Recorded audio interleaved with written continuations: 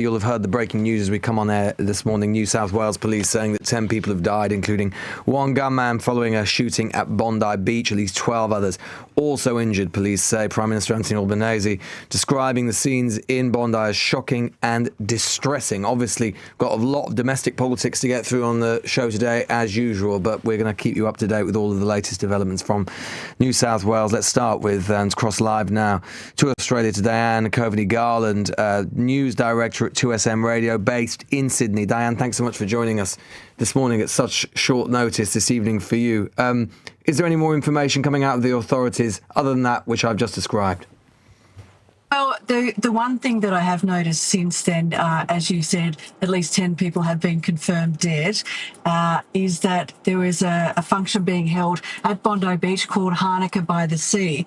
And unfortunately, at this stage, it hasn't been confirmed, but police are looking into whether there could have been some sort of anti-Semitic motive behind that. But as I said, that's not confirmed. However, there was a Jewish event being held at Bondi Beach. And as you can imagine, hundreds and hundreds and hundreds of people would have been at Bondi Beach, locals, people from interstate, people from Sydney, people from around the world go to Bondi Beach because it's the place to go when you are visiting Sydney or even if you live here. And unfortunately, a beautiful summer's day towards the end of the day, about 6 p.m. or 6:40 p.m. around then, this is when it all unfolded. And it was still broad daylight, so it was a very brazen attack and absolutely shocking. I've seen some of the videos, and there are a lot of people, civilians, who've just gone to help others. You could see them performing CPR on others. One person I saw on the video was actually deceased. There were people people in their swimwear even just trying to save these other people. And of course, police and paramedics and all the authorities are there. But it's just a shocking thing, particularly so close to Christmas as well. Dan, as you say, the height of the Australian summer, presumably a beautiful evening in Sydney, hundreds and hundreds, thousands of people out enjoying the evening. I mean, obviously, this is an ongoing live news story. Many people in Australia will be reacting to it in real time, but this must be shocking Australia to the core this evening, not least because gun crime and this sort of mass attack, very rare in Australia. Well, look, it is very rare. Of course, we did have the Port Arthur massacre years ago in Tasmania, and as a result of that, gun legislation was changed in Australia. And then in Bondi a couple of years ago, we did have that shocking stabbing where a mentally ill man went on a stabbing spree. And that was shocking in the local shopping centre, the Westfield at Bondi.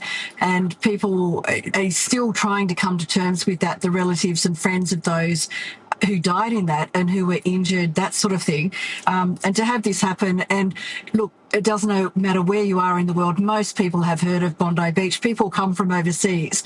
They come to Sydney, and that's one of the first things they want to do. Go to the beach at Bondi, check out the Sydney Harbour Bridge and the Opera House, and it's hit people where it hurts. I was out for dinner when this news broke, and the waitress came over, and she was shaking and just looked horrified. She said, it just feels like it's not safe to live in Australia anymore, and no one wants to feel like that.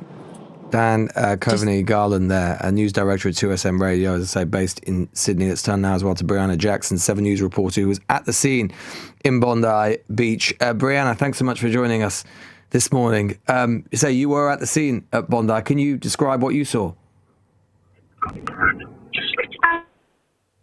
Hi there. Yeah, we all of us from the newsroom raced down to the area as soon as we could, and when we got there, people were still running to the location where it happened. There was people running down the grass saying, they didn't know if their brother or their sister were alive.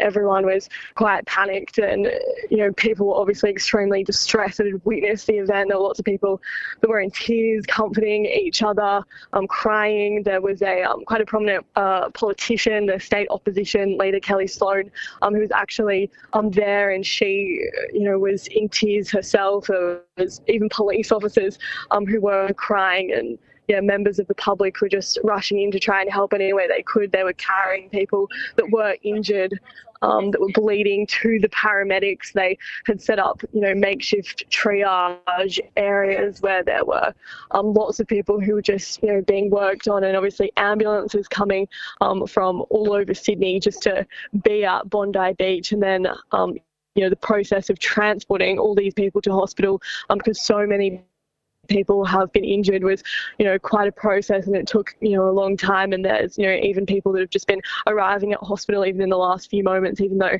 the event happened a couple of hours ago now. Brad, for people who don't know, haven't been to Sydney, haven't been to Bondi Beach, this will have been, presumably, not only would it obviously have been deeply chaotic scenes in the aftermath of the attack, but before, this is a hugely popular area for tourists, but also for locals as well. Yeah, very much so. It happened, in the absolute heart of Bondi, right near the surf club. People might know the show, Bondi Rescue, and it was some of those lifeguards who were actually helping, treat people. And yeah, it was Sunday evening, a lovely evening, quite warm. So there would have been many, many families that were out around Bondi at the time, and packed to capacity. A lot of people sit on the hill there and have dinner and watch the sunset.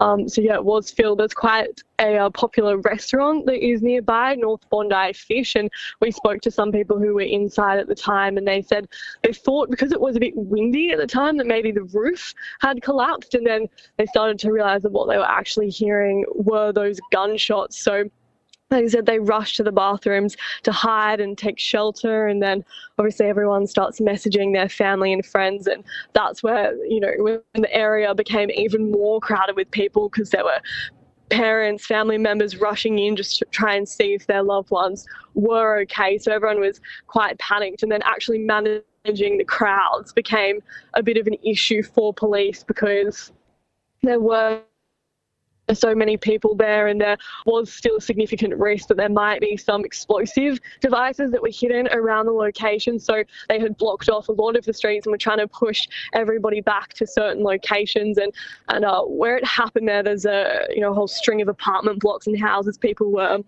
obviously looking outside their windows to what was going on, and they were just in shock, and they'd open their front doors even, and police were just walking along the streets screaming at everyone, telling them to get back inside their apartments.